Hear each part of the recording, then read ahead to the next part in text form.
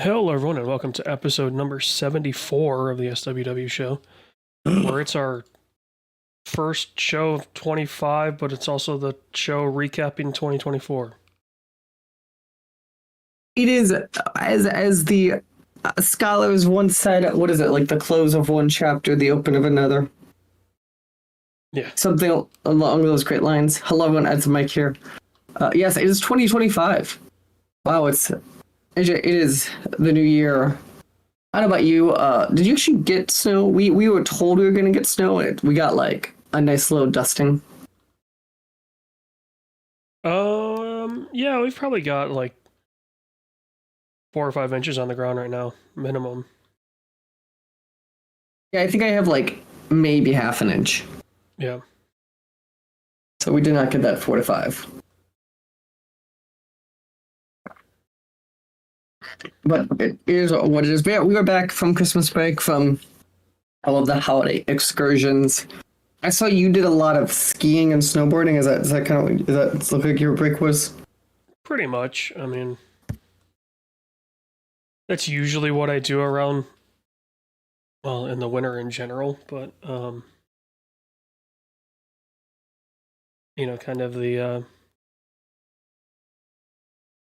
time usually leading up to the holidays is when I like to go.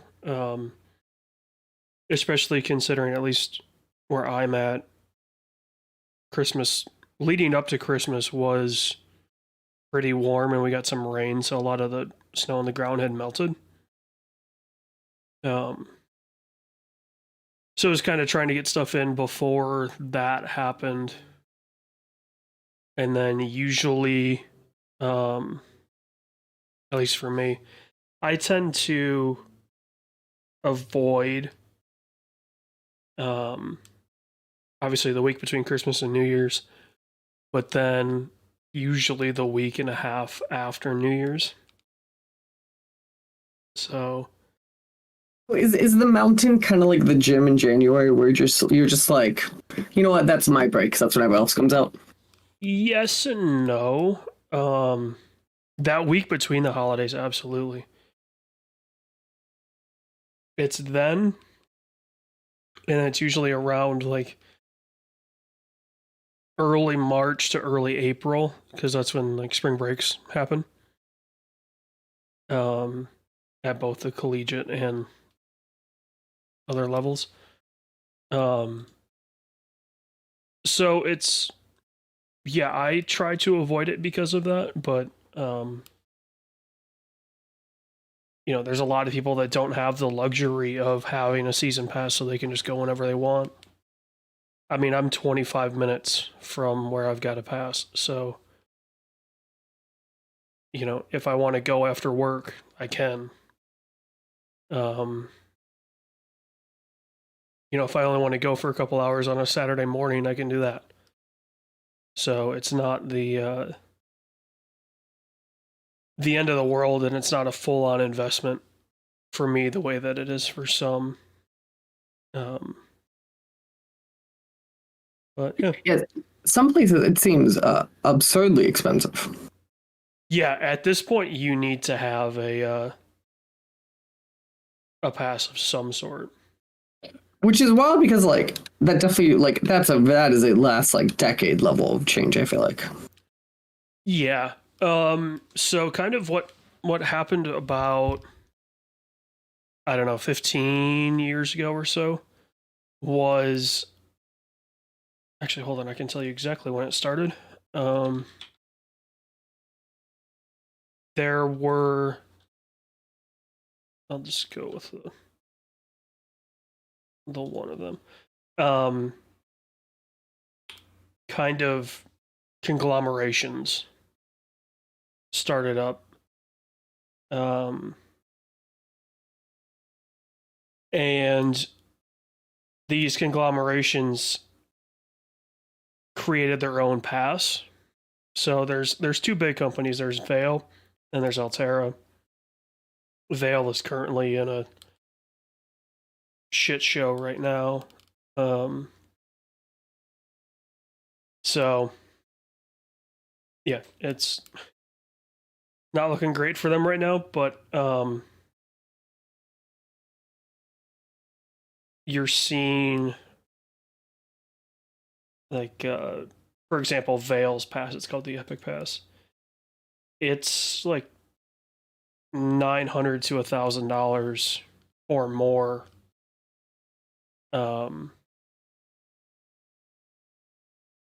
get one.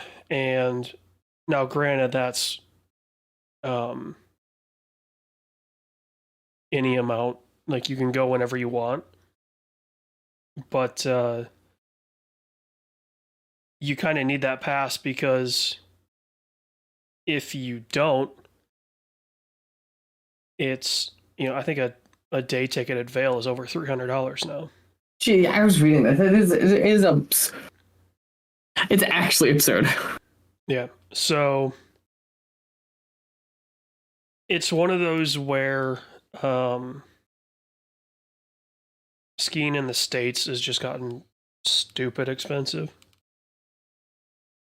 And as such, it is genuinely becoming cheaper to just fly overseas.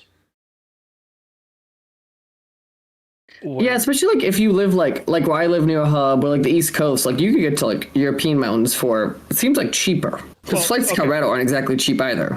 I was gonna say, like, let's be real. You just need to get to Europe. The public transit is good enough and cheap enough that it's like, if you flew out of O'Hare, you just need to get to Paris or Amsterdam. Shit, even Madrid, right? Just get onto the European continent, and then you can take a train wherever you want, or an EasyJet, or a Ryanair, or something like that. So, and then once you're there, it's like if you're buying day tickets, a lot of European resorts are like 50 to 80 euro a day. So it's considerably cheaper, and staying, like, hotels are cheaper, and it's just generally cheaper. So whereas in the States, it's like it's a rush to see how quickly you can kill off your fan base, which is not a great method.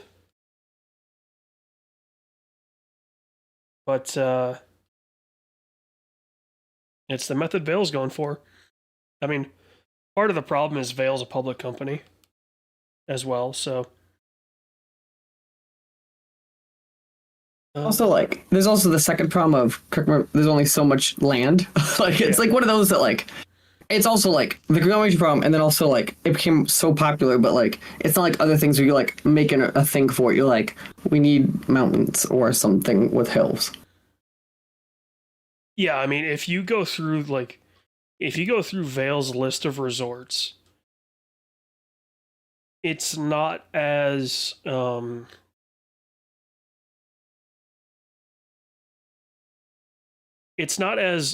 mountain centric as you think. So, for example, like the top two, now granted this is a list just in alphabetical order, but they're in Minnesota and Ohio. Then Ohio, Missouri, Ohio, Michigan, Indiana, Missouri. Like, they've got a lot of places in not mountainous regions. But what they're doing is they're killing the local ski community. Like, my parents and I went down to a place that's let's call it Carhartt centric. A lot of Carhartt being seen on the hill, but it's just a local place owned by local people, and the the clientele is not the most affluent, but they're out having a good time, and that's what skiing's all about, is having a good time. It's not about, wearing your Gucci jacket and your Prada goggles and this and that.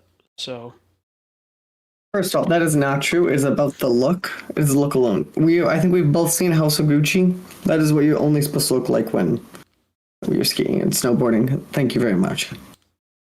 I mean, don't get me wrong. There's the cities for that. Like, Park City, Utah is that. Aspen is that. You mean the middle of Michigan is not that? There's places in Michigan that are definitely like that. But yeah. So it's it's just becoming more and more expensive, and we're seeing, actually, there were some pretty big announcements before this past winter, before this winter that we're currently in, where some major resorts sold to local co-ops or local groups, and to get out of the conglomerate system. So there's hope that maybe they can self-correct. Well, that'd be pretty nice. But I mean, like, some of the places in Indiana, for example, like, because they're owned by this major corporation, they're only open for certain days, because it's like, oh, well, Monday through Wednesday, the staff is at this resort. Then Thursday through Sunday, they're at this one. Like, they can't staff up enough because it'll affect their bottom line. And, like, it's all about the almighty dollar. And that's just how you kill it. So. And on that lovely note, I think that will end us here at Ski Talk here at the beginning of the year. I know of skiing. Is there anything else that you want to shout out that you've seen or played or whatever during this break? It was a lot more just kind of chilling. We'll shout it out in the later in the show, so I'm not going to put it out right now. Perfect. Just a couple things for me. I was up north, up in the Minnesota, so this is what I did before I got sick, part of it, so I think a ton. There are a few things that I want to shout out that I've seen or kind of played last month.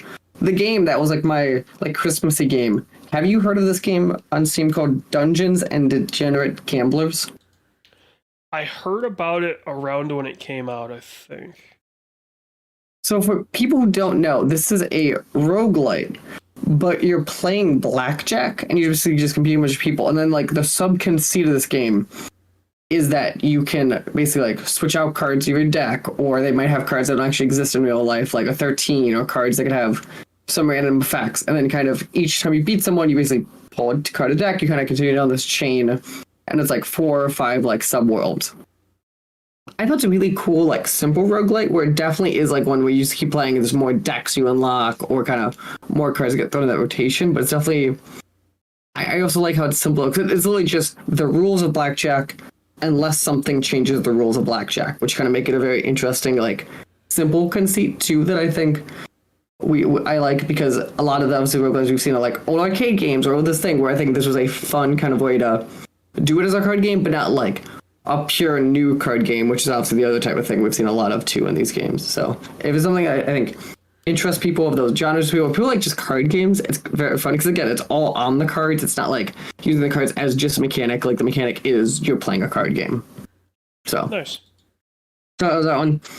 The 2 new things I want to see is I saw Wicked. We saw Wicked. It was fine. I think there's probably something to be said of you shouldn't probably change an act that's supposed to be 70 minutes into a 2.5-hour movie. But I don't like that. I just think it's probably a little over long. Otherwise, the fun movie I saw recently is Carry On, which is that film out on Netflix that people were talking about, obviously starring Jason Bateman, about being Christmas Eve and someone trying to bring a bomb onto a carry-on plane. It's a really fun film that I think is decently well executed. There's some weird shots in there that I don't per se love and kind of question kind of some vision, but I think as a whole, it's this really fun genre we've gotten last years of like, it's a holiday film, but it's totally an action film just using holiday as a backdrop. But I like how this one, like, besides like a moment or two, is like, oh, it felt like to people that this could happen, or this is how people would respond, versus like some of them being like a pure fantasy take on like that type of action holiday film. Have you seen or heard people talk about Wicked? Wicked. Carry on. Not really, actually. So. Interesting. Yeah, for a while it was like for like a few weeks it was like the number 1 or 2 on Netflix.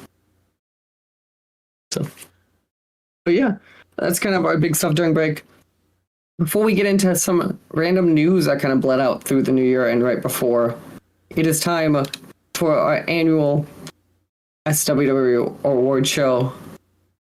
AJ, would you please take it away and run us through some topics as we discuss some of the best and, let's be honest, some of the not best of the year? Yeah, so there's a few categories on here that we carry over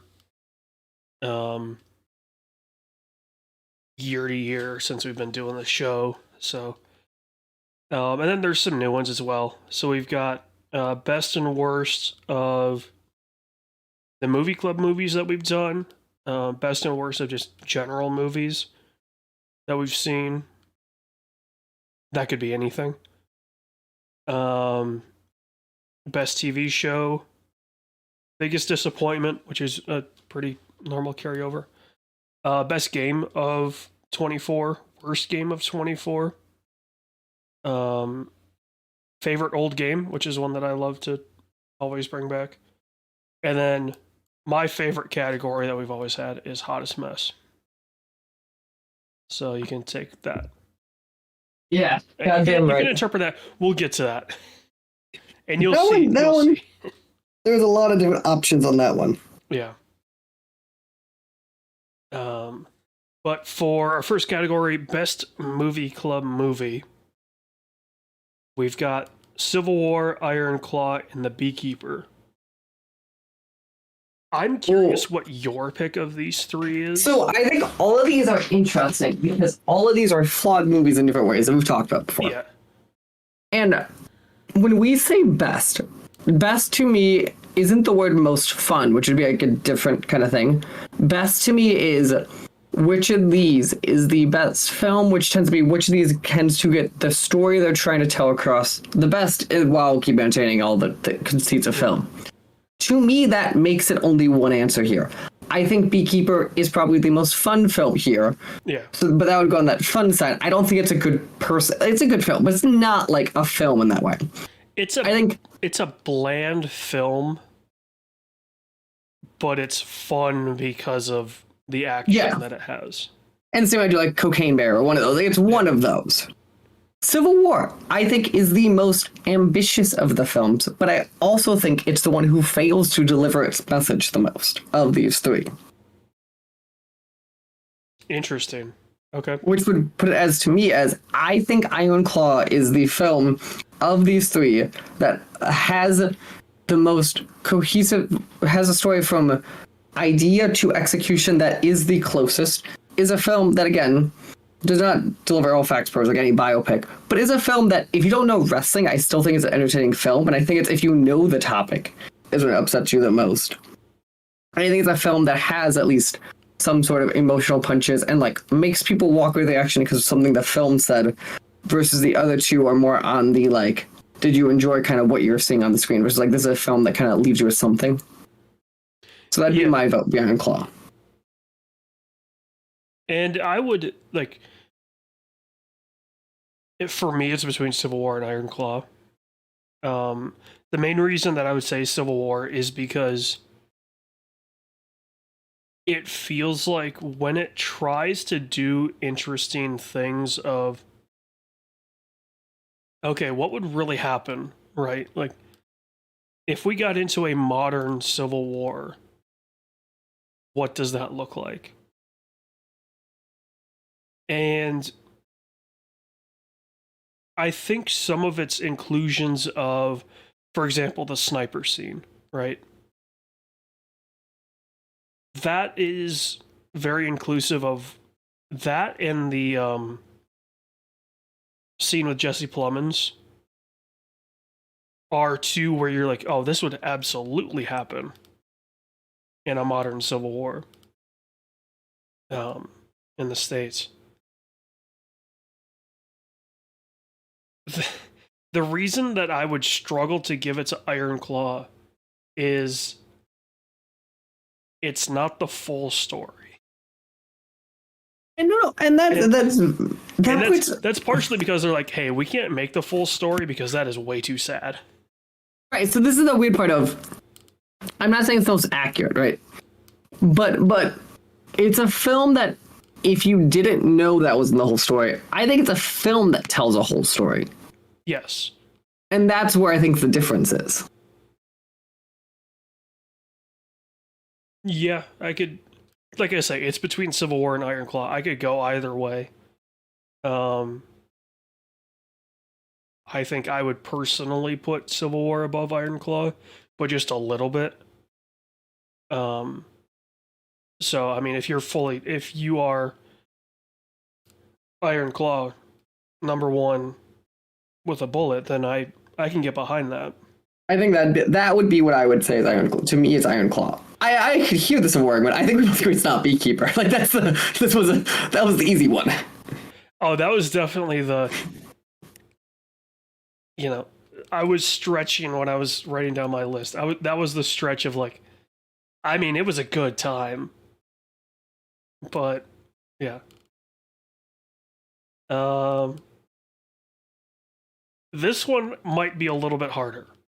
Here is the worst movie club movie in Borderlands, Red One, and Argyle. To you, do any of the three either immediately stand out or not stand out as the worst? Here's what I'll say. I had forgotten that we had done Argyle. Not gonna lie, me too. When I read that, I think I was really like, "Oh, that came out." When I wrote down my list for best movie club, I was like, "Okay, there's like 4 or 5 that I could write down, but I'll write down, 2 or 3." The worst, I was like, "Okay, it's Borderlands, it's Red One," and then I was like, "Okay, what else did we watch that was really bad?" Argyle was so bad, or I guess. My argument for Argyle being in this category is the same for an argument that I have for another worst category, where it was so nothing. It was such a nothing burger that it would be hard to say that it is the winner of worst. See, I think it being a nothing burger is what makes it not the worst. But I was going to say, it being a nothing burger, I think means it doesn't win. But the fact that it was a nothing burger, I guess if you include expectation. See, but that'd be like disappointing. I would argue in this context, this is more of a concrete, how is it independent of what you felt going in, if you can. Yeah. I mean, I don't think we had high hopes for Red One. No, I think the worst film on here is Borderlands. Yes, don't get me wrong. Borderlands would be my vote as well, but I'm like, I think Red One, like, our high end of expectations was mediocre. And listen, I think Red One actually gets saved because we already thought so low of it that it really couldn't actually, like, in our minds, implant as worse than we expected. Yeah, we were like, oh, I mean, that wasn't great, but like, we didn't walk in being like, it's gonna be good. Well, I feel like Borderlands, without reviews, had a higher expectation. I still was very questionable. Yeah. You remember those opinions. Argyle was one where we're like, this looks kind of. Remember, we walked in being like, I don't know if I'm gonna like this or not because it's Matthew Vaughn. Like, someone's like, it's one of those. We remember we were unsure. I kept seeing this trailer being like, is this trailer good? Like, it's like one of those films, and you're like, nope, the trailer was the best thing the film offered. Yeah, you're like, oh, I mean, it's kind of hinting with the Kingsman stuff. That's kind of cool, but I'm like, okay, maybe there's something. And then, yeah, it was like, okay, like there were a cool few scenes, and that was about it. I think it sounds like we're agreeing. I only fell asleep during one of these movies. Which was? Borderlands. And I fell asleep twice. What's more impressive to me is you woke up and then went, fuck it, I'm going back to sleep. I'd rather do that. No, it was, I woke up, caught whatever part of the movie I woke up in, and the movie was still so boring that I fell back asleep. This Borderlands was 90 minutes. I fell asleep twice. So yes, our worst movie club movie is definitely Borderlands. It's up there for like our worst club movie. I'm gonna say this. I don't think that's the last category it wins. Nope, I agree with you entirely. But heading to best movie, Yeah. I think this is a category, let's be honest, that I'm going to be shocked if not a slam dunk. The best movie options are Iron Claw, Dune 2, or Sonic 3. So Sonic 3 I saw recently. This is why I wanted to hold off on mentioning it. That's right. And Sonic, so give me your Sonic 3 then, Hudson. Sonic 3 is so fun. Like, this Sonic trilogy now, the movies are just fun. Like, yes, they're kids movies. Who cares? Like, they were impressively consistent. They're incredibly well made. Right? Like, the visual effects are amazing. You know, the stories are whatever because it's based on Sonic. But you still, like, you have fun. Like, Jim Carrey's being a goofball. Like, you get 2 Jim Carreys in Sonic 3. You get Keanu Reeves playing Shadow, which admittedly they don't do much with him, which is kind of disappointing. Like, they take away the gun basically instantly. But it's still like, you just have to. Yeah. If this was best movie and I had kids right now that were like 7 or 8, I don't see how I couldn't choose Sonic 3. Right? Because this is the perfect movie for a family. That being said, Iron Claw is probably the worst movie to watch with a family. And I mean, really, if we're being honest, Dune 2 really isn't a great movie for families either. That's true. So,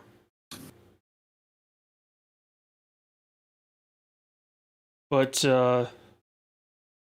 yeah, I mean, for me, it's between Iron Claw and Dune 2.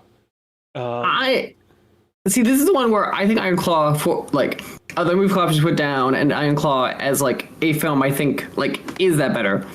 But I think Dune 2 is one of those things that is like, it's one of those rare films in the way of all of his films are, where it is meticulously crafted though down to those details. Like from a technical filmmaking level, it's an absurdly good film. Oh yeah, from a technical standpoint, Dune 2 is one of the greatest movies ever made. Like the amount of details, like even, I don't know if you've seen some of those like clips going on of like him behind the scenes talk, like those little details, like it's like this thing of like, you know, I don't think we could have had a better director for this. Right.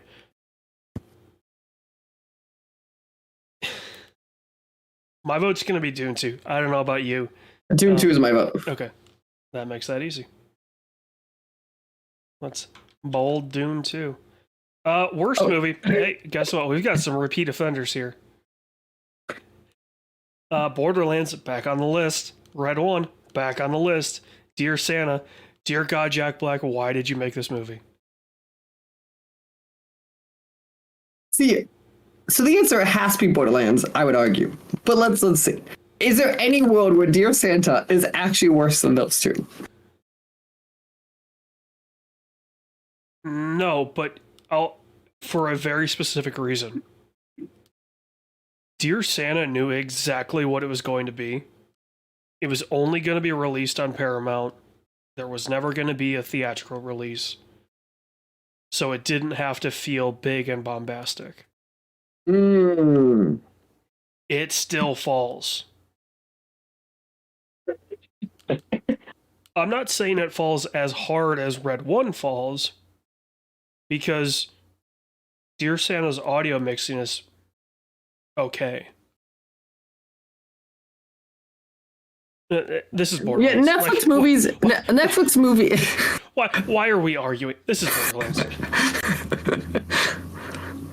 I don't understand. Like, what blows my mind is if you just like made the Borderlands like one of the Borderlands game scripts into a movie, it would be better than that film is, and it would still be bad. Like, you know what I'm saying? Like I understand it's game writing, like it's different, but like my point is, you could have just literally done the game writing, and it'd be better than that film was.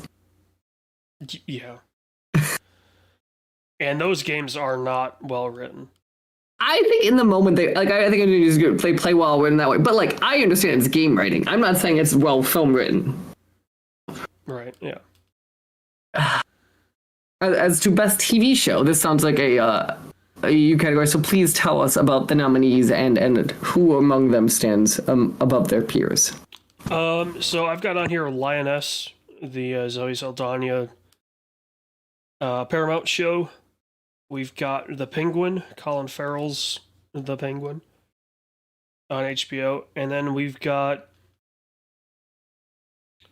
if we did biggest surprise of the year, I think the fact that there's a Yakuza show, and it's people see. Actually, I'm gonna add one more on this because I feel it needs to be shouted out.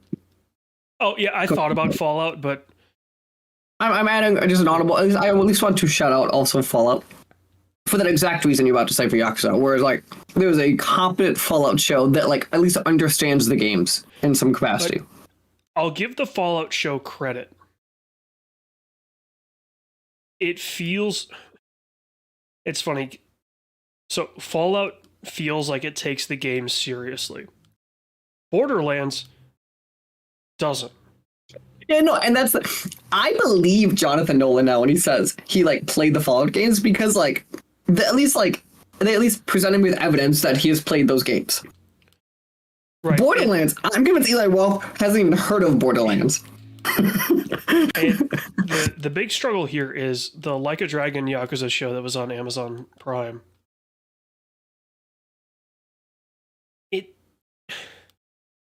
It's the game story from the first and second game combined into one show. But it doesn't like it references the games, right? Like this is where I'm kind of struggling with describing it. Is like it is the games, but they kind of pick and choose story moments from the first two games. So it's a little harder to be like, oh, this is a one-to-one kind of the way Fallout would fit in the storyline. That being said, my heart of hearts wants to reward the balls that it took to make a Yakuza show. Interesting. And for people to like it. That's the biggest part. And that's because, like, to me, the answer, at least from general sentiment from the outside, seems like Penguin was the answer. Like, at least Penguin is, like, a show that is shockingly universally praised. Yeah, I guess here's the problem, right? Is like, this is the classic example of, back in the day, GameSpot had a review formula, and there was a thing called Reviewer's Tilt. This is where Reviewer's Tilt, for me, kicks in. Is The Penguin a better show than Yakuza? Yes. Bar none. Did I have more fun watching Yakuza? Yes. For me, personally, the best TV show is Like a Dragon Yakuza. If you were to say The Penguin, I'm comfortable with that winning. I have not seen them enough. Okay. So that's it's a you. Yeah. And it's Like a Dragon Yakuza with The Penguin very close behind it, and a very, very loud shout out for the Fallout team. Because that was awesome. Right. So yeah, Fallout team, I think we both agree. At least it's a shout. I wanted to shout out because, again, it's a game that on paper, or it's a movie, a show TV show on paper that has no right being as good as, and I don't think we expected it to be as good as it was. Yeah. So, but yeah, on to biggest disappointment. Here are the categories. The Borderlands movie. Oh, I'm sorry, here are the nominees. The Borderlands movie. No Switch 2, besides unless you work in a Chinese warehouse and post pictures online. Yes, that's, yeah. Horizon American Saga, aka He Wants to Declare Bankruptcy. And lastly, I put Games We Like Die because it seems like anytime we find like a weird online game that we decently like, they always die. Yeah. This came from us looking at stuff, and I was thinking about the Rivals, and like, sure, it's got a little better now, but like when we were playing it was actively dying, or like, kind of, we had a few of those in the past. So it's more of a feeling on this last one. But yeah. So immediately to me, I'm going to argue the biggest disappointment shouldn't be the Borderlands movie, because I think going into it, we had like unknown expectations, but we did not have high. Yeah, they were mid-low at best. And, you know, obviously dumpster fire at worst, and it kind of lived up to dumpster fire. So in terms of a financial disappointment, though, I think we really need to consider Horizon. So I was actually going to say the other controversial thing. I don't think the trailers for Horizon looked bad. I don't think they looked amazing, but like I was very much like, you know what, this is going to be like a restaurant that we just don't get anymore, and it's going to feel old, but like it at least should be decent on paper. And then it's like, oh no. This was going to be a 4-part thing that was going to have theatrical releases for all 4 parts. It was such a disappointment with the first release. We don't have a second part yet. No, we have a second part. They canceled the 3rd and 4th. The second one was straight streaming. Is that what it was? The second just never went to theaters? Yeah. Okay. I'm like, because I remember the whole like, and then like the date got pulled. I was like, huh? Yeah. So I think from and the Switch 2, like that's just we kept hearing rumors. I'm actually kind of surprised that we're getting Switch 2 at some point, obviously. Like at this point, like we know it exists, all that fun stuff. Like I'm actually Switch 2, it's interesting because, well, I agree it's disappointing. I guess I never thought it was coming out this year, so I guess it not being announced didn't disappoint me the same. Yeah, I get this was more of like a response to, you know, you'd see the tweets from the Patrick Klepeks, from the Jeff Grubbs, from the Jason Schreiers of like, Nintendo announcement coming up. Probably going to be Switch 2. And then we started to get later and later in the year. And it was never part of those announcements. And then I was like, oh, they're not going to do it? Like, that's... the Switch 2 not being released this year, or even announced, I think was the one when I was writing these of like, that was a disappointment. Mm-hmm. Like, literally everything is known about this console. Everything has leaked out. And still, Nintendo does nothing. Horizon, I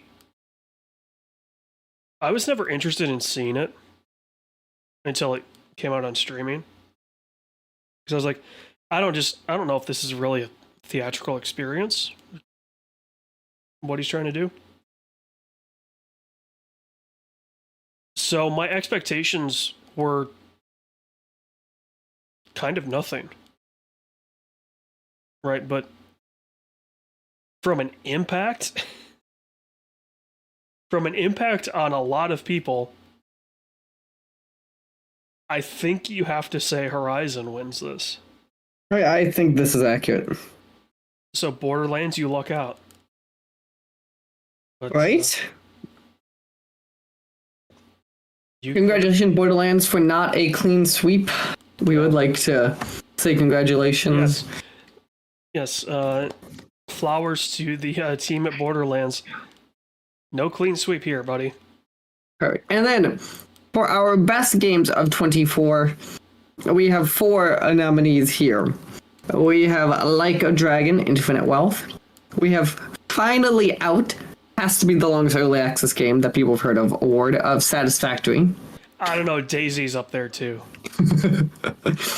We have The Return of NCAA and NCAA 25. And lastly, the one I added to this list that I think also needs to be considered in Diablo 4. Looking at this list, make your case why the football game should be on the best games list. That's just strictly nostalgia poll. The fact that we finally got an NCAA game and it's actually competent and it's different from Madden. I think that's the biggest thing.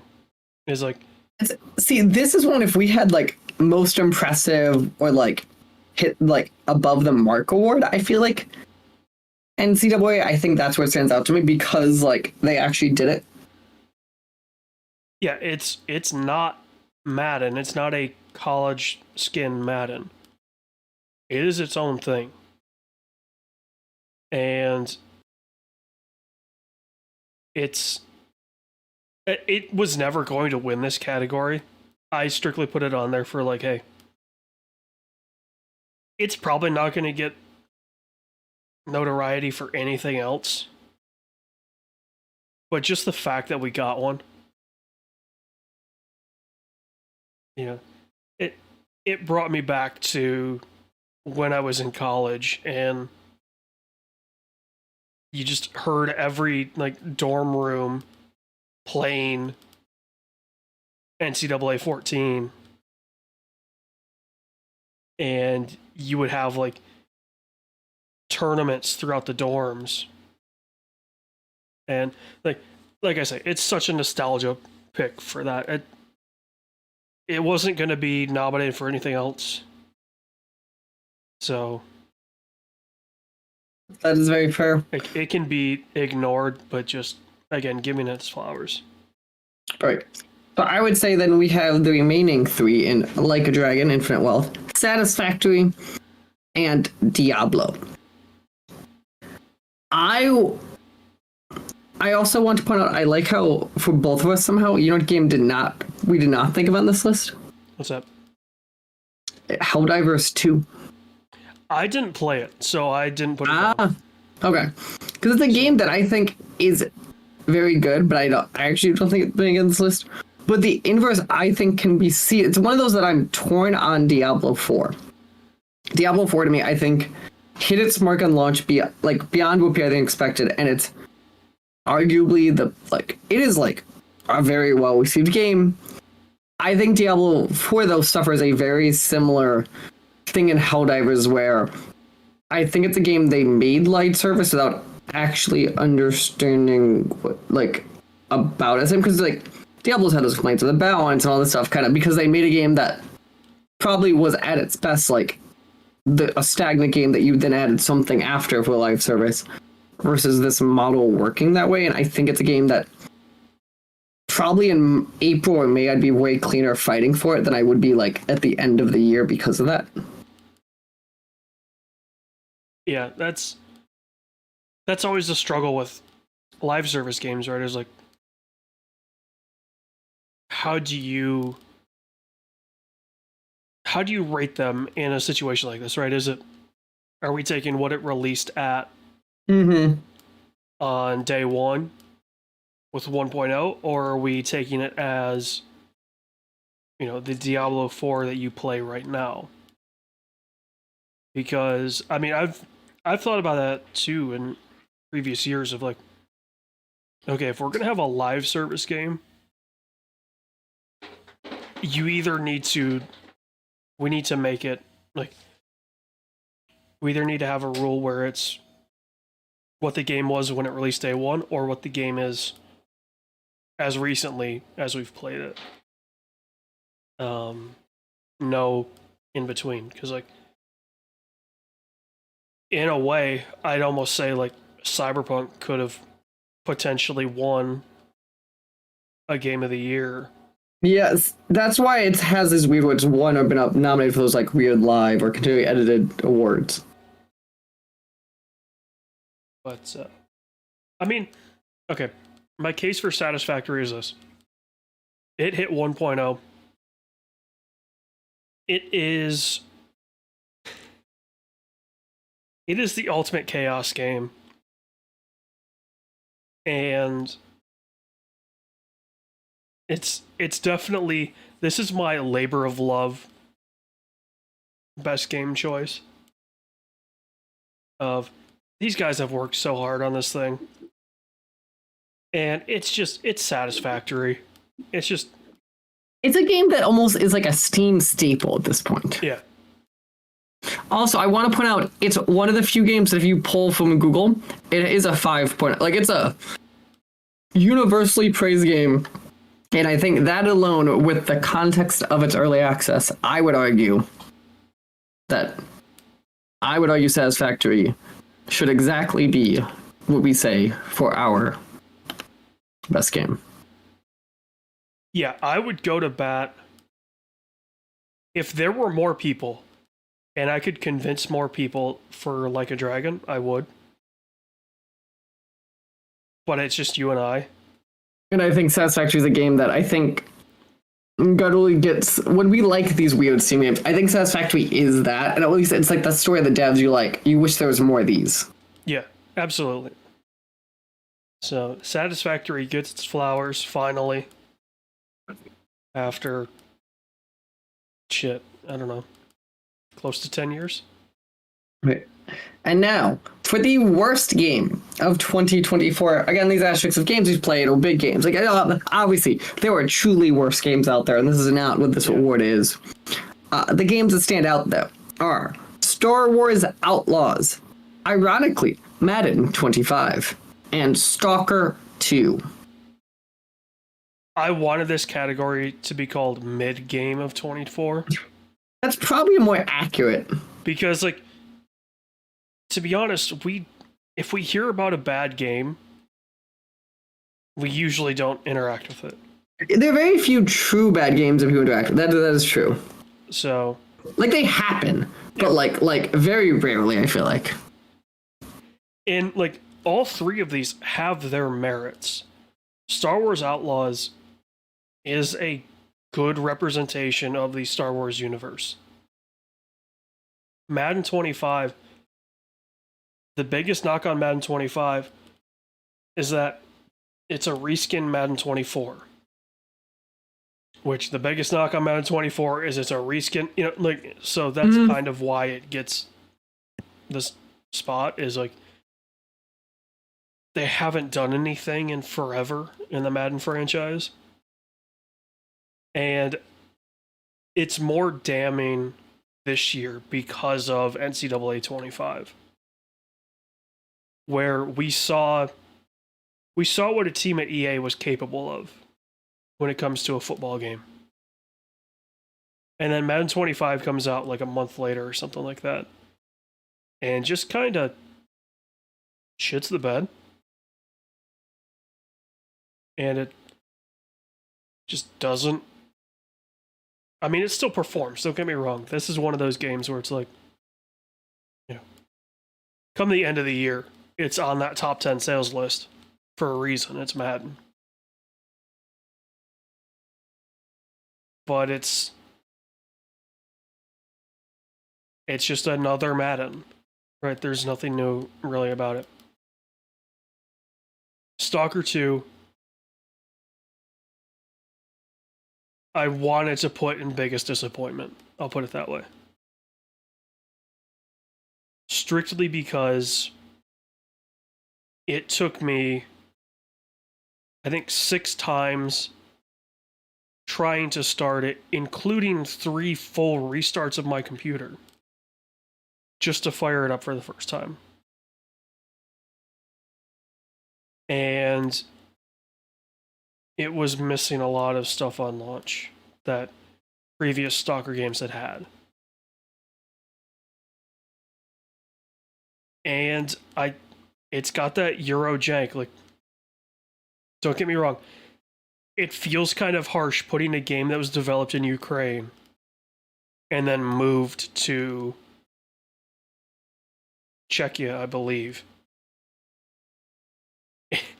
It's kind of hard to be like, well, this game should have been better. It's like, dude, they were in a war zone. Their head game designer died because of the war.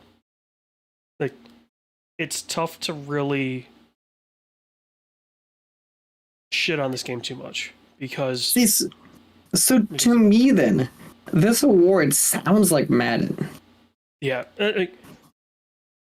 Of the 3, if I'm also including like disappointing as part of worst, it is Madden because of NCAA, which may or may not be fair, but also I think it is a very poignant response of like, guys, you released NCAA 25, people loved it, you then release Madden, and everybody goes back to the NCAA because it's more fun. You've killed your own franchise by releasing another one. So, yeah, I definitely believe this is Madden 25. Perfect. Oh, I completely. One of my favorite categories that we do, just because it can get ridiculous at times. Favorite old game. Most of these are games that we streamed in 24, and 2 of them are not. We have got Far Cry 6, which we are still going to be streaming here in the new year. We will finish that game, don't you worry. Red Dead Redemption 2, the best game of 2019.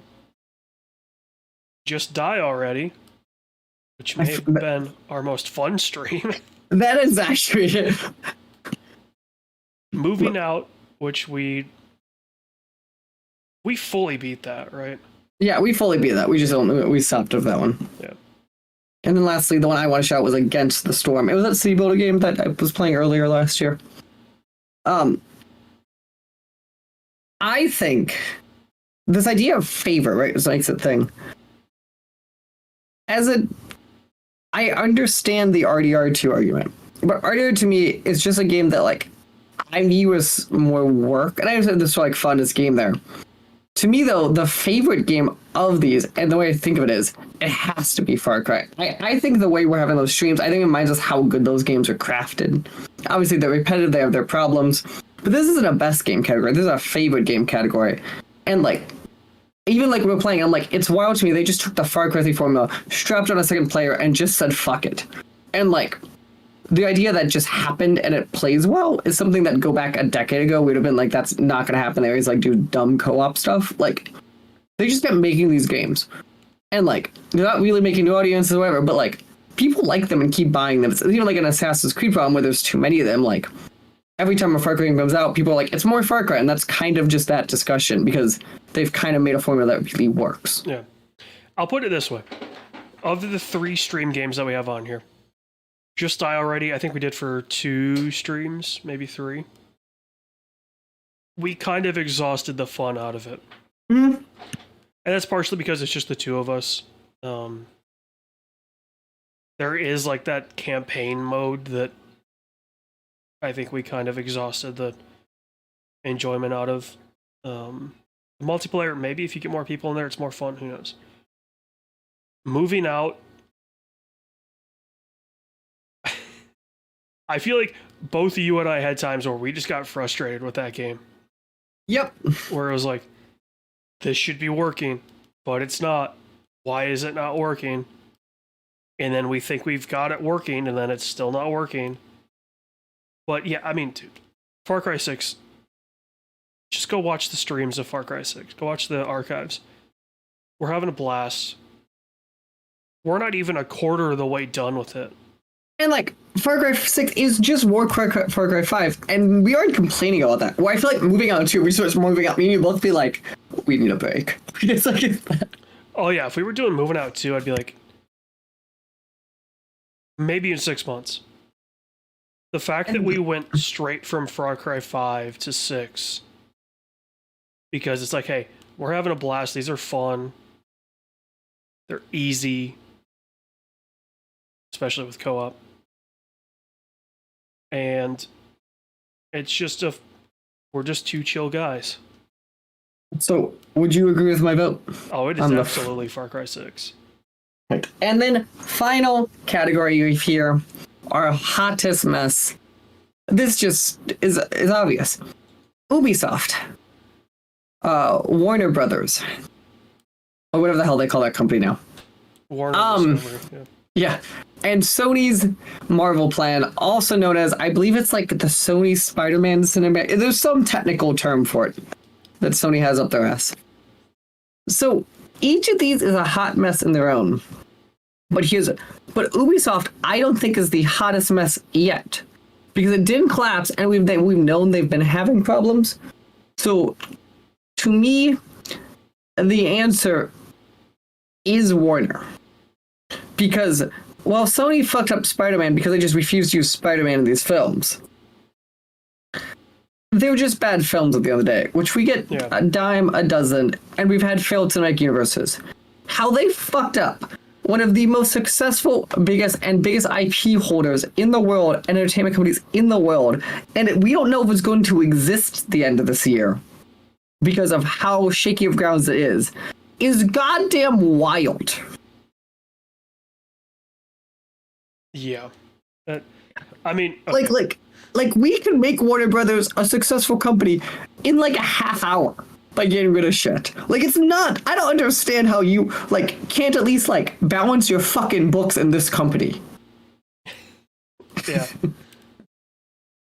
I mean, okay. To put it simply, Sony has killed off probably Disney working with anyone else ever. Okay. Right, like, I guess from a industry affecting hottest mess, like, Ubisoft is like a simmer. Right, it's like, oh, they're just kind of going down with the ship, like, maybe they'll figure something out, but not looking great. Warner is like, I struggle to call Warner the hottest mess for one reason and one reason alone. This is just what private equity firms do. So it's like, as soon as you saw that they were merging and it was going to be a PE firm doing it, like, the writing was on the wall of, this is not going to go great. The fact that Sony has taken, probably the most dominant IP right now. Granted, it's only part of it. But taking that and then just ruined the chance that anyone has of working with Disney outside of Disney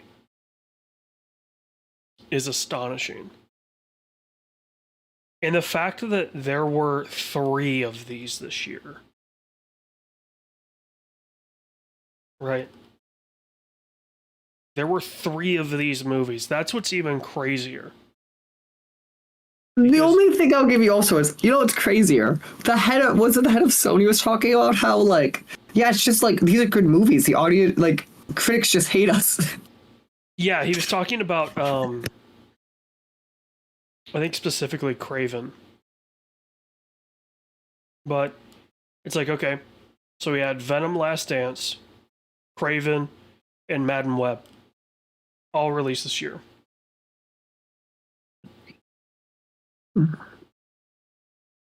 Venom's the only thing really.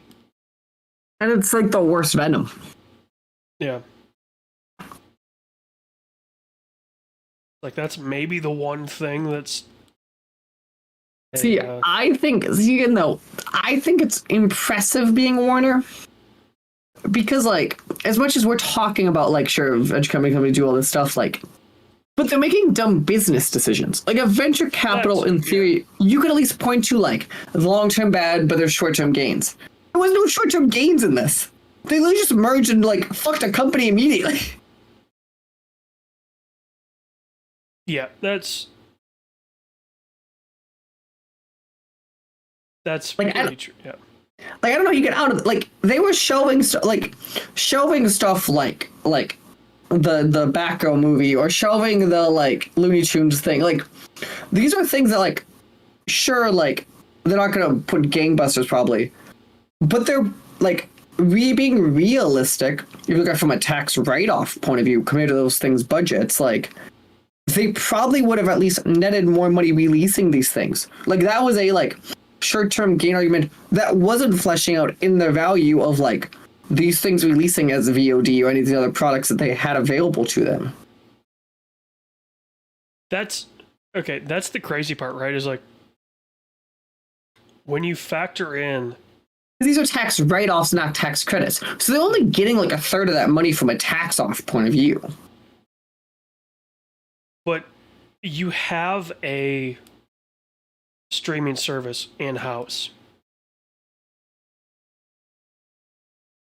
Why are you not?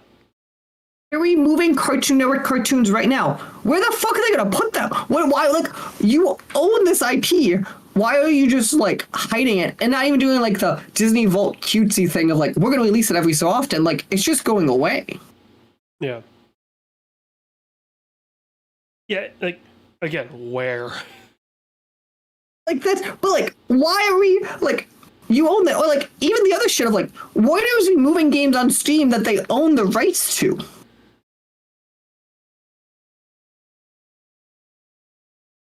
Yeah, it's like I understand that maybe we don't want to make new stuff that costs money. Like, why are we removing this shit?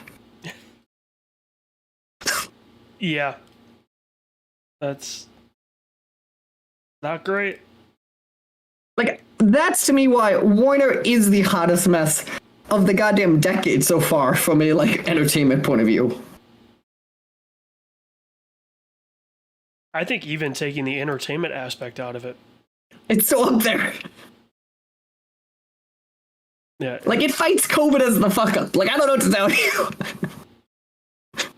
Oh yeah.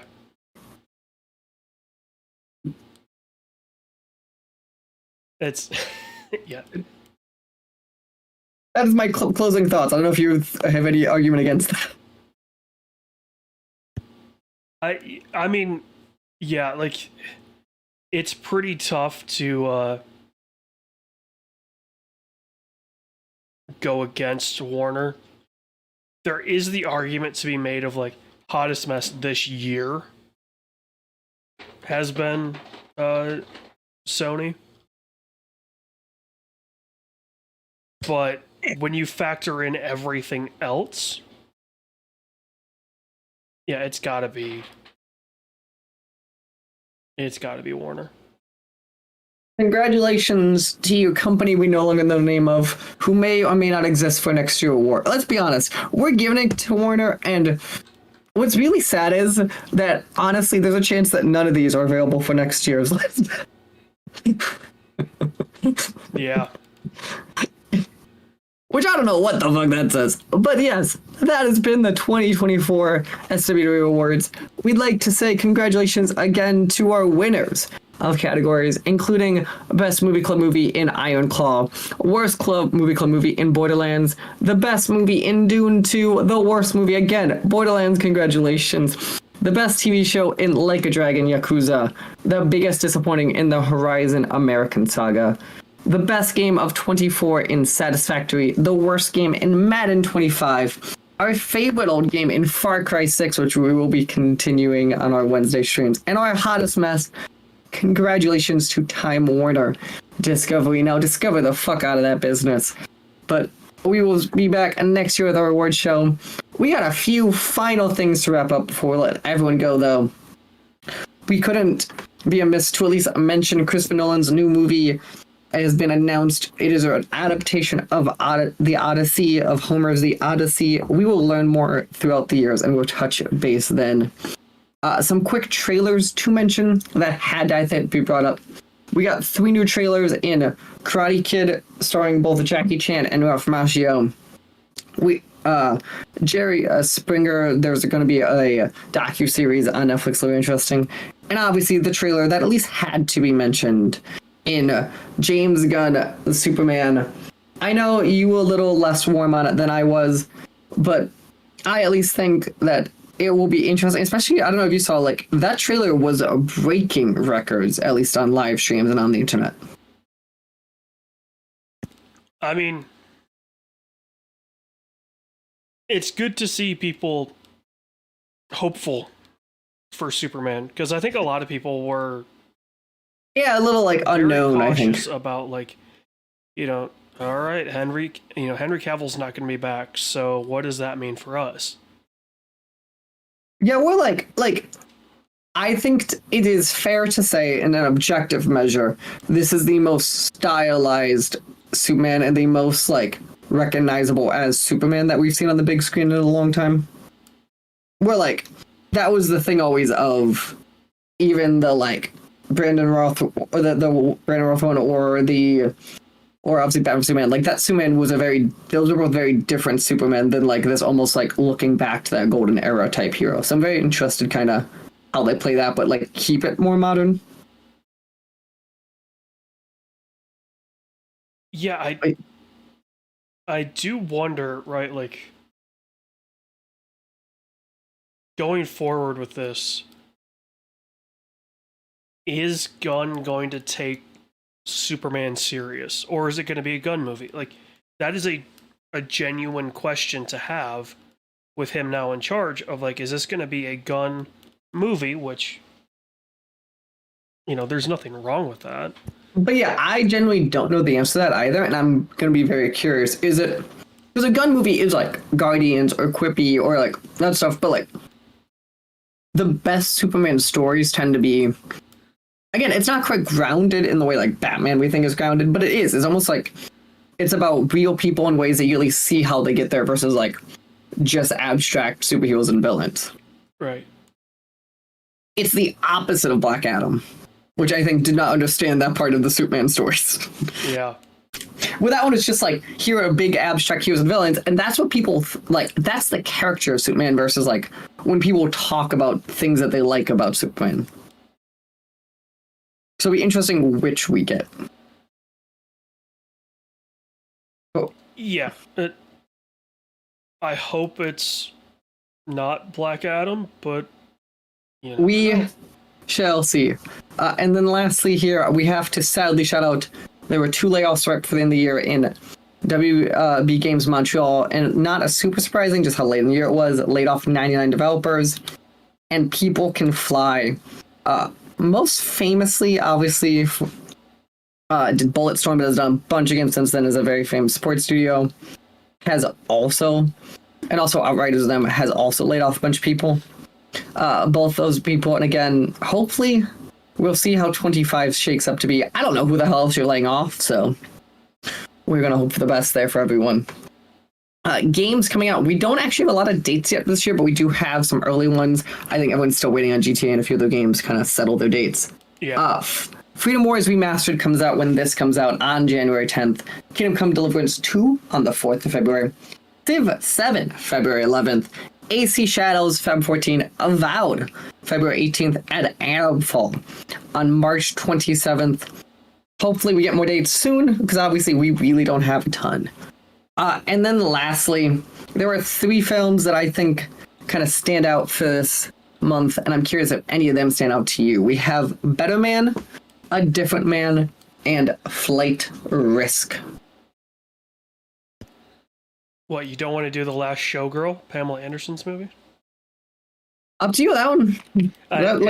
It's the most recent one. Better Man, Flight Risk. A Different Man, is that Sebastian Stan one? It might be a limited release because I'm not seeing it. Or it's already out. No, it comes out the 21st. It's an A24, but I don't know. It's not listed on IMDb. I don't know how wide of a release. I think you might be right, though. Let's see. Yeah. Better Man is the Robbie Williams one, which the reason I would vote this one of the 3 is I find it interesting because Robbie Williams is apparently this big name in the UK, and it's not a big US name. And this is why it's an interesting thing. He's the biggest name in the UK that didn't make it over to the States. And that to me is like, I kind of want to see it with that in mind. Yeah, I want to see, like, how do they tell the story of Robbie Williams to Americans? So that would be my vote, unless you vote otherwise.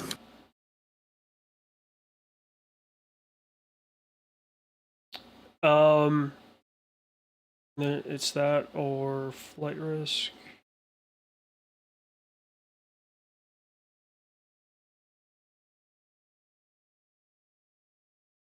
I would say Better Man over Flight Risk. And A Different Man doesn't appear to be in wide release in January. Perfect. So we will then be doing